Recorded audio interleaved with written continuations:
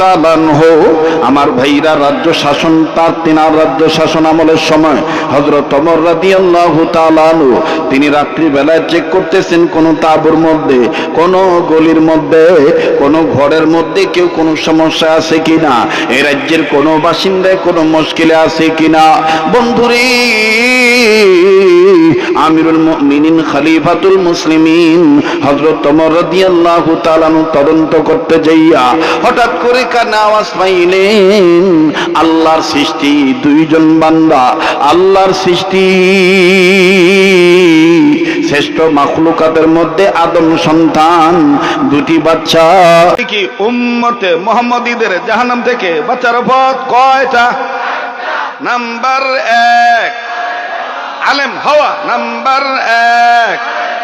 Number 2 আলেমের ছাত্র হওয়া, নাম্বার 2। নাম্বার 3 আলেমের কথা শোনা, নাম্বার 3। নাম্বার 4 আলেমকে মহব্বত করা, নাম্বার 4।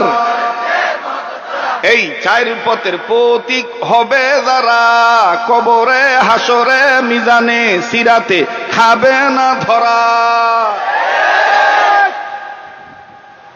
কথা কি বোঝা যায়? বলেন বোঝা যায়? এই 4 পথের প্রতীক আমরা হইতে চাই কি চাই না? এই 4 পথের প্রতীক কিভাবে হবেন, কোন তরিকায় হবেন, সেই শিক্ষাটাই এই মাদ্রাসাতে দেওয়া হয়।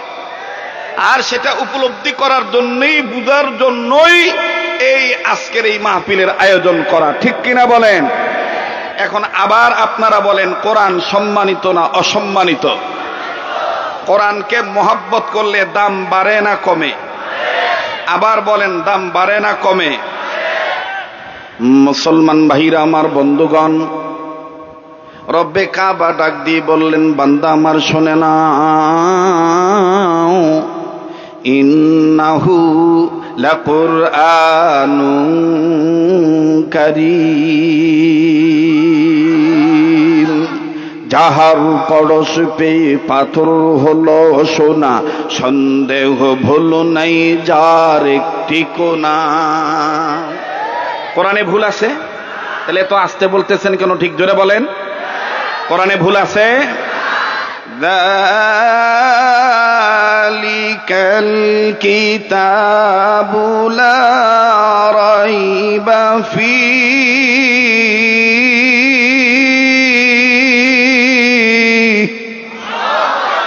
এই কথাটা কার? আল্লাহ বলেন, এটা এমন একটা কিতাব, এই কিতাবে কোনো ভুল নাই, ভুল আছে এই ধরনের সন্দেহ স্বভাব। যেমন একটা উদাহরণ দিয়ে আপনাদেরকে বুঝাই দেই, কোরআন যে কত সম্মানিত। এই পৃথিবীতে বিভিন্ন ধর্ম আছে, তাদের নিজ নিজ ধর্মীয় গ্রন্থ আছে, যেমন গীতা, মহাভারত, রামায়ণ, ত্রিপিটক, বাইবেল, বিজ্ঞানিক Zend Avesta, Upanishad, Allopanishad, Old Testament, New Testament, তাওরীত, জাব্বুর, ইনজিল সব আছে।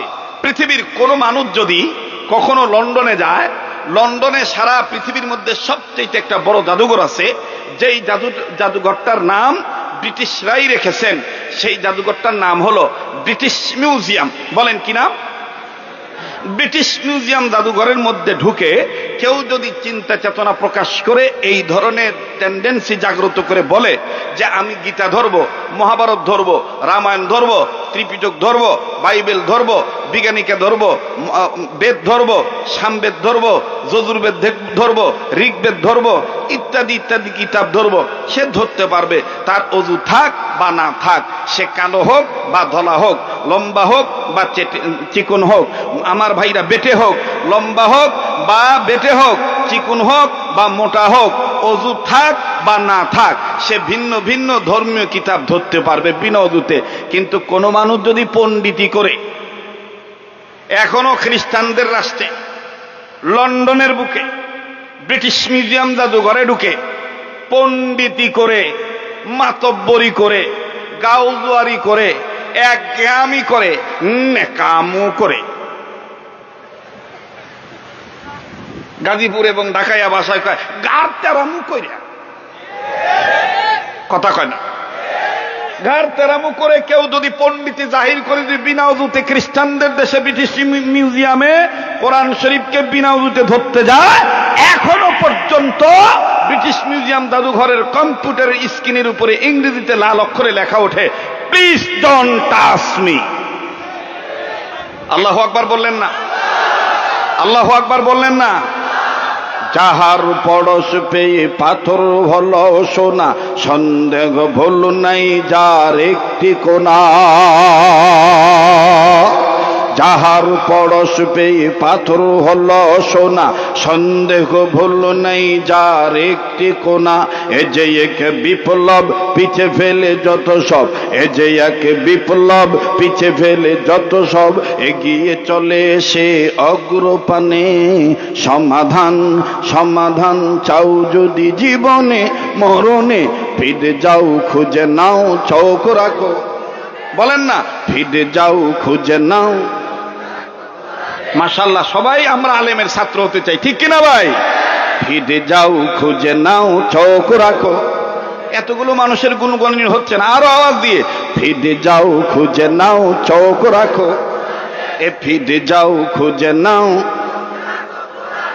তবেই পাবে সুখ শান্তির ঠিকানা, তবেই পাবে সুখ শান্তির ঠিকানা, যদি মেনে নাও তুমি মনে প্রাণে। সমাধান সমাধান চাও যদি জীবনে মরণে, ফিরে যাও খুঁজে নাও। সামনের বাইরা চুপ থাকেন তো দেখি, পিছনের বাইরা কোন দিকে চোখ রাখবার চায়? ফিরে যাও খুঁজে নাও। মাশাআল্লাহ, আওয়াজ আছে, আসে না? আবার সামনের বাইরে চুপ থাকেন, পিছনের বাইরা ফিরে যাও খুঁজে নাও। মাশাআল্লাহ, এবার পিছনের বাইরে চুপ থাকেন, সামনের বাইরা ফিরে যাও খুঁজে নাও।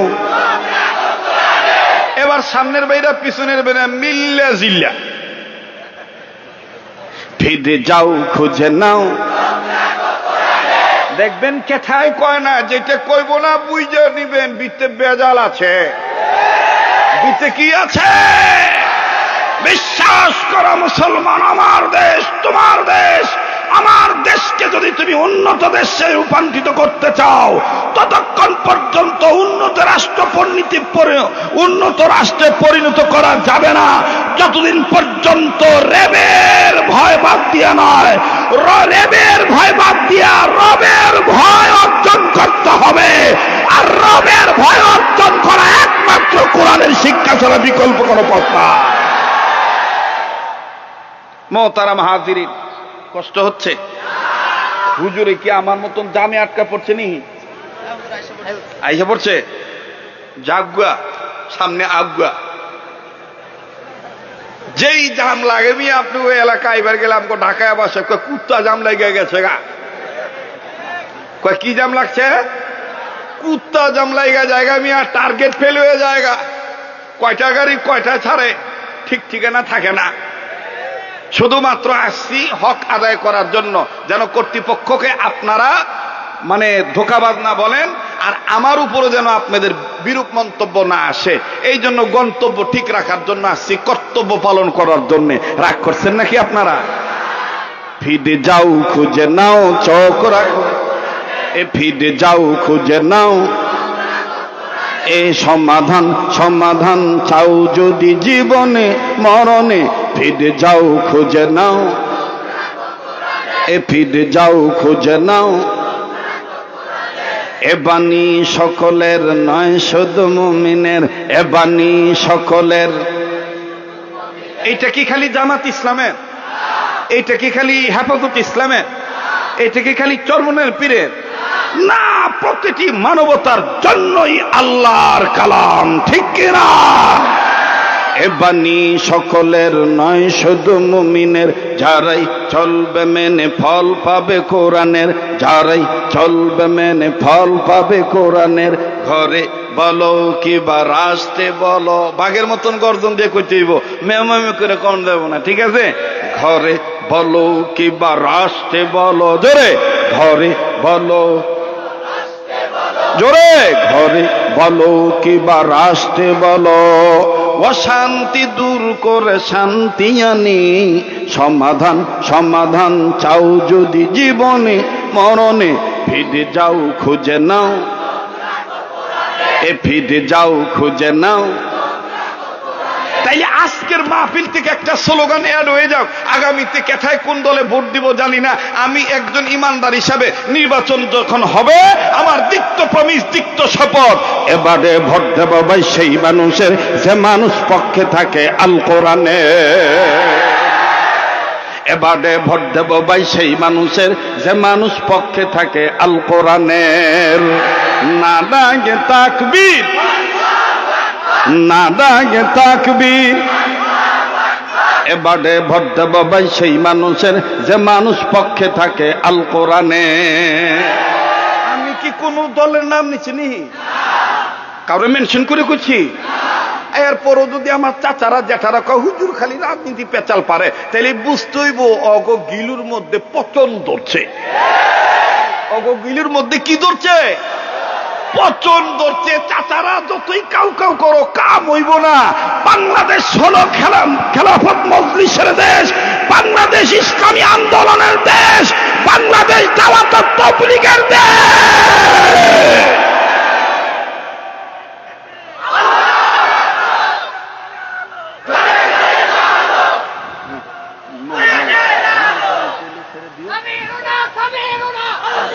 আচ্ছা রাহো, আমার একটু আউগে এবার দাও,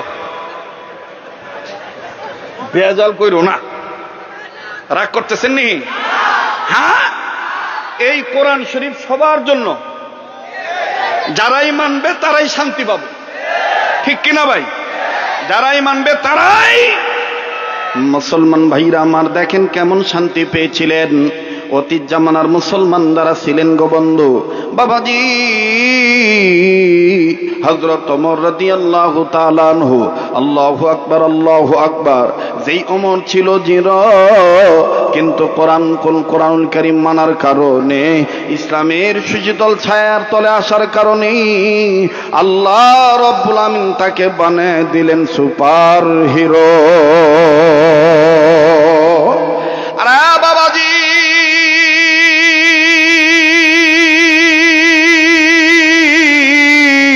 ওমর রাদিয়াল্লাহু তাআলা আনহু, আমার ভাইরা রাজ্য শাসন, তিনার রাজ্য শাসন আমলের সময় হযরত ওমর রাদিয়াল্লাহু তাআলা আনহু তিনি রাত্রি বেলায় চেক করতেছেন কোন তাঁবুর মধ্যে, কোন গলির মধ্যে, কোন ঘরের মধ্যে কেউ কোন সমস্যা আছে কিনা, এই রাজ্যের কোন বাসিন্দায় কোন মুশকিলে আছে কিনা। বন্ধুরে, আমিরুল মুমিনিন খলিফাতুল মুসলিমিন হযরত ওমর রাদিয়াল্লাহু তাআলা আনহু তদন্ত করতে যাইয়া হঠাৎ করে কানে আওয়াজ পাইলেন, আল্লাহর সৃষ্টি দুইজন বান্দা, আল্লাহর সৃষ্টি শ্রেষ্ঠ মাখলুকাতের মধ্যে আদম সন্তান, দুটি বাচ্চা, একজন মাকে জড়ে ধরে কান্দে আর ডেকে ডেকে বলে, মা গো মা, তুমি বলেছো কাফেরদের রাজ্যে খাবার নাই, মুসলমানদের রাজ্যে খাবার অভাব নাই, কিন্তু আজকে কতদিন হয়ে গেল এই পর্যন্ত কোনো খাবারের কোনো ভাও পাইলাম না। মা ডাক দিয়ে বলতেছেন, ছেলে মেরি, রিজিকের মালিক আল্লাহ। চিল্লা বলেন, রিজিকের মালিক কে? আবার বলেন, রিজিকের মালিক কে? ডাক দিয়ে বলতেছেন, বেটারে বেটিরে, রিজিকের মালিক হলেন আল্লাহ। বাবা একটু ধৈর্য ধরো, ও আমার মেয়ে একটু ধৈর্য ধরো, তোমাদের জন্য রান্না হইতেছে। হযরত ওমর বললেন, তাইলে তো ভালোই হলো, মা রান্না করতেছে ছেলে মেয়েকে খাবার দেওয়ার জন্য। কিন্তু না না, ওমর দাঁড়িয়ে থাকলেন। কিছু সময় অতিবাহিত হওয়ার পর, ঘন্টা খানিক সময় অতিবাহিত হওয়ার পর হযরত ওমর আবার ওই কান্নার আওয়াজ পাইতেছেন। আবার মা ডাক দিয়ে বলতেছেন, বেটারে বেটিরে, তোমাদের জন্য রান্না হইতেছে। আবার ওমর ডাক দিয়ে বলতেছেন, ঘটনা কি? রান্না হইতে কেন এতক্ষণ লাগবে? হযরত ওমর নজর করে দেখতে করতেছেন, মা ছেলে মেয়ের ঘুমের অপেক্ষা করতেছেন। এইভাবে অবৈ দিতে দিতে খাবারের কথা বলতে বলতে বাচ্চারা যখন ঘুমিয়ে যাবে, সময় তার পার হয়ে যাবে, আর খাবার দিতে হবে না। হযরত ওমর দেরি করলেন না, নিজেই চলে গেলেন। নিজে যাইয়া নিজের লোকদেরকে ডাক দিয়ে বলতেছেন, রাষ্ট্রীয় কোষাগার থেকে আমার পিঠে জ্বলতি 1 বস্তা আটা দিয়ে দাও, আটা দিয়ে দাও, আমি আটাটা নিয়ে যাব। মুসলমান ভাইরা আমার প্রত্যেকে ডাক দিয়ে বলতেছেন, আমিরুল মুমিনিন, আপনি রাষ্ট্রপ্রধান, আপনি খলিফাতুল মুসলিমিন, আপনি কেন পিঠে নিজে নিবেন, আপনি কেন আটার বস্তা নিবেন, আমাদের মাথায় দিয়ে দেন। আমার ডাক দিয়ে বলতেছেন, ইত্তাকুল্লাহ, ইত্তাকুল্লাহ, আল্লাহকে ভয় করো। ডাক দিয়ে বলতেছেন, আল্লাহকে ভয় করার কথা বুঝলাম না। ওমর রাদিয়াল্লাহু তাআলা আনহু বললেন, ওই দিন কেউ কারো পাপের বোঝা বহন করবে না, ওই দিন আমার পাপের বোঝা আমারই বহন করা লাগবে। অতএব মাপ চাইতে গেলে আমারই চাওয়া লাগবে, আমার পিঠে দিয়ে দাও, আমি পাপের বোঝা হালকা করতে চাই। লম্বা কথা সংক্ষেপ করে দিলাম বন্ধু। হযরত ওমর রাদিয়াল্লাহু তাআলা আনহু নিজে আটার বস্তা পিঠে করে নিয়ে চলে গেলেন। নিজেই নিয়ে যাইয়া নিজেই রান্নার কাজে সহযোগিতা করলেন। 2টি এতিম বাচ্চার মুখে আহার তুলে দিলেন। আহার তুলে দেওয়ার পর মহিলাকে ডাক দিয়ে বলতেছেন, মা গো, আরো যদি কোনো কিছুর প্রয়োজন হয় আপনি ওমরের দরবারে যাবেন, আমাকে ওমরের দরবারের খুব নিকটেই পাবেন, আমি হযরত ওমরকে বলে দেব। মহিলার 2টা বাচ্চা ডাক দিয়ে বলতেছেন, এই যুগের খলিফা ওমর না হইয়া যদি আপনি হইতেন আরো অনেক ভালো হয়ে যেত। এবারে ভোট দেব ভাই সেই মানুষের যে মানুষ পক্ষে থাকে আল কোরআনের নারায়ে তাকবীর, নারায়ে তাকবীর। ডাক দিয়ে কইতেছে, আপনি ওমর খলিফা না হইয়া যদি আপনি খলিফা হইতেন তাহলে রাজ্য এবং প্রজা উভয়ের কপাল খুলে যেত। হযরত ওমর কিছু বললেন না, হযরত ওমর চলে গেলেন। আমার বন্ধুগণ, আমার ভাইরা, হযরত ওমর এটা সেই ওমর যেই ওমর ছিল আগে জিরো, কিন্তু কোরআনের কারণে আল্লাহ পাক তাকে হিরো বানায় দিলেন। বলেন কোরআন কার কালাম? আবার বলেন কার কালাম? তাহলে এই কোরআন সম্মানিত না অসম্মানিত? আল্লাহর কসম করে বলি, আল্লাহর কসম করে বলি, আল্লাহর কসম করে বলি, ও মুমিন মুসলমান, আমাদের ঘর থেকে আমরা যেভাবে ঘরের মধ্যে টেলিভিশনকে যত্ন করি, যেইভাবে কম্পিউটারকে যত্ন করি, যেইভাবে নিজ নিজ মোবাইলকে যত্ন করি, ও মুসলমান আবার তুমি ফিরে আসো কোরআনুল কারীমকে তুই সম্মান করো। সন্তানদেরকে হাট্টিম হাট্টিম পড়া বাদ দেওয়াইয়া আলিফ লাম মিম পড়াও, কোরআনের আজমত, কোরআনের আদব, কোরআনের সম্মান শিক্ষা দাও। মুসলমান আল্লাহর কসম করে বলি, আবার হারানো দিনের সম্মান ফিরে আসবে। আমার ভাইরা, আমার বন্ধুগণ, সেই ওমরকে দাম বাড়ায় দিলেন কোরআনের মাধ্যমে। কে? কেমন দাম বাড়াইলেন? আল্লাহ রাসূল ওমরকে একদিন কাঁধে হাত দিয়ে বলতেছেন, ওমর তোমার জন্য একটা খুশখবরি আছে। বলে কি খুশখবরিয়া? কয় দুনিয়ার সব মানুষ জান্নাত পাওয়ার জন্য অপেক্ষায় আছে, আর আল্লাহর 8টা জান্নাত তুমি ওমরের জন্য অপেক্ষা করতেছ। বলে কেন? বলে তুমি কোরআন শরীফ জোরে জোরে পড়ো, এই জন্য। হযরত ওমর যখন কথা বলতো তখন জোরে বলতো, এজন্য মুমিনদের কথা বলার স্পিরিট, হকের পক্ষে হুঙ্কার দেওয়া, এইটা উমরি হুঙ্কার, এইটাকেও সমালোচনা করা যাবে না। আবার যারা আস্তে আস্তে কথা বলে তাদেরকেও সমালোচনা করা যাবে না। আল্লাহ রাসূল সাল্লাল্লাহু আলাইহি ওয়াসাল্লাম একদিন চেক করতেছে, দেখি কোরআন শরীফ কে কে কিভাবে পড়ে। হঠাৎ করে বের হইছেন, নজর করে দেখতেছেন ওমর রাদিয়াল্লাহু তাআলা জোরে পড়ে আর আবু বকর আস্তে আস্তে পড়ে।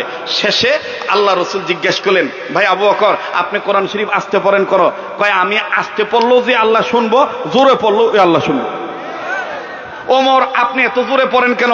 ওমর কয় আমি আল্লাহরও শুনাই, আর যারা আল্লাহর টাকায় আল্লাহর জমিনে বাস কইরা ঘুমায়া থাকে ওগর কানের ছেদা পর্যন্ত এই কোরআনের আওয়াজ পৌঁছায় দেওয়ার জন্য জোরে জোরে পড়ি, যাতে ঘুম ভাঙা যায়। এই জন্য কোরআন জোরেও পড়তে হইব, আস্তেও পড়তে হইব, ঠিক কিনা বলেন? আমার বন্ধুগণ, আমার ভাইরা, সেই ওমরের ইজ্জত বাড়াইলেন কে? এখন বলেন তো দেখি, আমরা কোরআনের পক্ষে থাকলে আমাদের দাম বাড়বে না কমবে? কারা কারা দাম বাড়ানোর পক্ষে আছেন একটু হাত তুলে দেখান তো দেখি। নারায়ে তাকবীর, নারায়ে তাকবীর। এবার আমি একটু টেস্ট করে দেখি, জুমার রাত্র রবিউল আউয়াল মাসে, এটা আমি দেখবার চাই। বলেন কোরআন শরীফ কয় পারা? এই 30 পারা কোরআন শরীফকে মহব্বত করে এই হাজার হাজার শত শত উম্মতের মধ্য হতে এই জুমার রজনীতে একজন ভাই আছেন যে হুজুর আমি 1 পারা কোরআন শরীফকে মহব্বত করে ওমরের সাথে জান্নাতে যাওয়ার টেন্ডেন্সি অন্তরে লালিত পালিত করে লালন পালন করে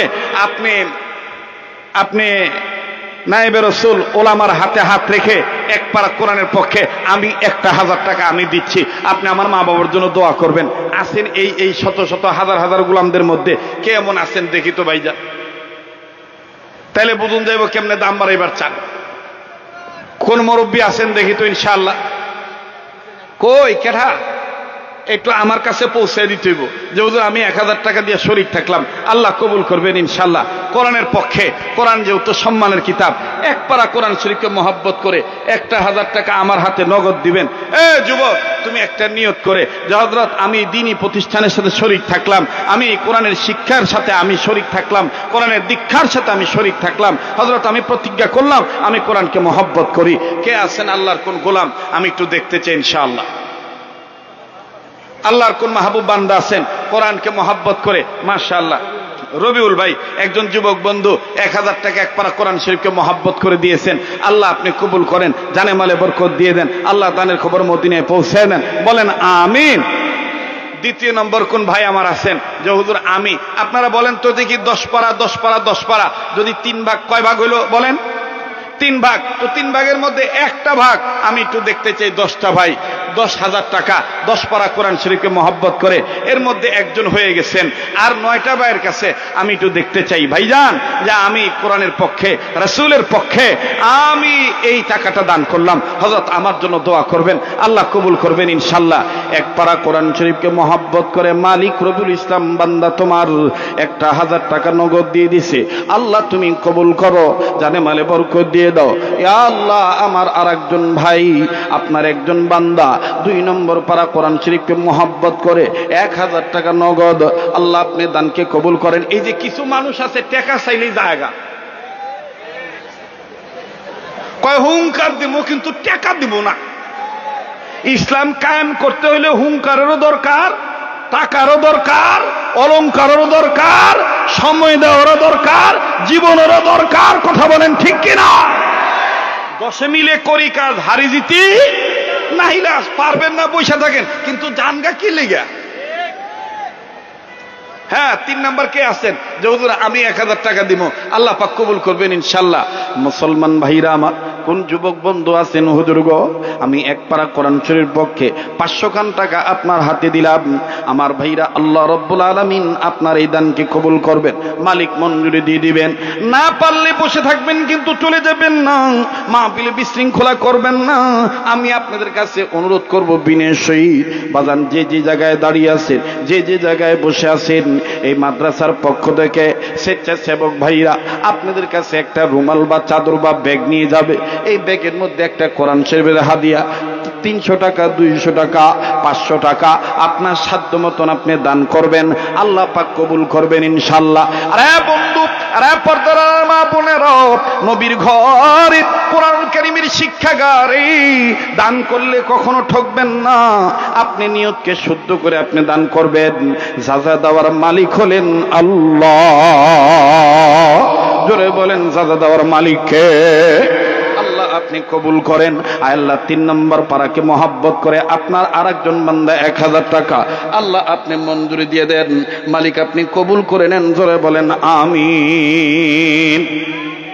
জি ভাইরা, যারা বাকিতে লেখাইতে চান আপনারা বাকিতে লেখাইতে পারবেন ইনশাআল্লাহ। মুহতারাম হাজিরিন, নারে তাকবীর, নারে তাকবীর, আল্লাহু আকবার। প্রথমে মনে রাখবেন তাই স্বাগত বাংলা তারেক টেবিলে রাখবেন, তাই স্বাগত নজরুল ইসলাম কাজী সাহেব রাখবেন, তাই স্বাগত নারে তাকবীর, আল্লাহু আকবার। শিবু পুরুষের রাখবেন, তাই স্বাগত নারে তাকবীর, আল্লাহু আকবার। তাইলে আমি আপনাদের কাছে আবারও বলতে চাই, বলেন উম্মতের আলেমদেরকে মহব্বত করলে দাম বাড়বে না কমবে? স্লোগান কি ভুলে গেছেন নাকি মনে আছে? আল্লাহ পাক ভালো জানেন। বলেন তো দেখি, উম্মতে মুহাম্মদীদের জাহান্নাম থেকে বাঁচার পথ কয়টা? নাম্বার 1 আলেম হওয়া, নাম্বার 1, নাম্বার 2, নাম্বার 3, নাম্বার 4 আলেমকে মোহাব্বত করা। আল্লাহ পাক আমাদের সবাইকে কোরআনুল কারীমের শিক্ষা দীক্ষা গ্রহণ করে উম্মতের হক্কানি উলামায়ে কেরামদের সোহবতে মৃত্যু পর্যন্ত থাকার তৌফিক দান করেন। সুবহান রাব্বিকা রাব্বিল ইজ্জাতি আম্মা ইয়াসিফুন ওয়া সালামুন আলাল মুরসালিন ওয়ালহামদুলিল্লাহি রাব্বিল আলামিন।